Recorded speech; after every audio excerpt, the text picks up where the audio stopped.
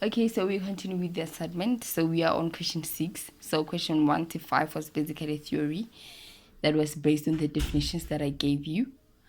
And question 6 downwards, some of the questions are also theoretical that are based on what I'm about to explain now, right? So we have measure of spread. So measure of spread, when you talk about measure of spread, what it does is that it shows how scattered the values are and how much they differ from the mean value. Okay, so you have to know that when we talk about measures of spread, we are talking about the range, we are talking about the interquartile range, we are talking about variance and the standard deviation. Okay, so when it comes to the range and the interquartile range, we are going to talk more about them on like later on other questions, right?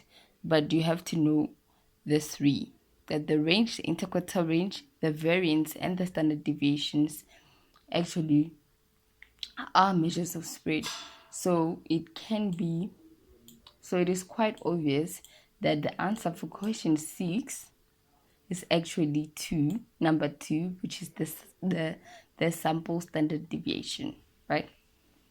And then for question 7, it says a summary measure that is computed from a population is called, okay? So you have to know what a parameter is. You have to know what a statistic is. You have to know what a population is. You have to understand what is meant by inferential statistic, what is meant by central tendency, okay, for you to be able to answer this question. So I only gave you two definitions: definition of a parameter and definition of a statistic, right? So when we talk about a parameter, we are talking about any measurable characteristic of a population, such as mean, is called a parameter, okay?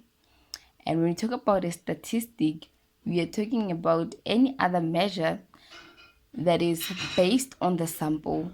Any other measure that is based on the sample is called a statistic. Okay, so a parameter is a measure from the population, and a statistic is a measure from the sample.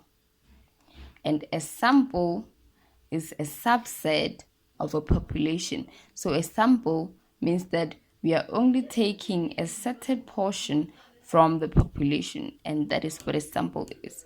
So you also have to know measures of central tendency. Measures of central tendency, you have to know what do we mean and what are we talking about when we talk about measures of central tendency. So when we talk about measures of central tendency, we are talking about the mean, we are talking about the median, and we're also talking about the mode. Okay, yeah. And again, now we are on question 10. So question 10, it asks you which of the following techniques are applicable to quantitative data. So you have to know what quantitative data is. I already explained it in the first video.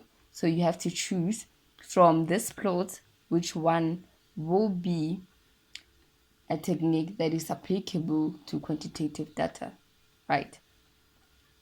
Yeah.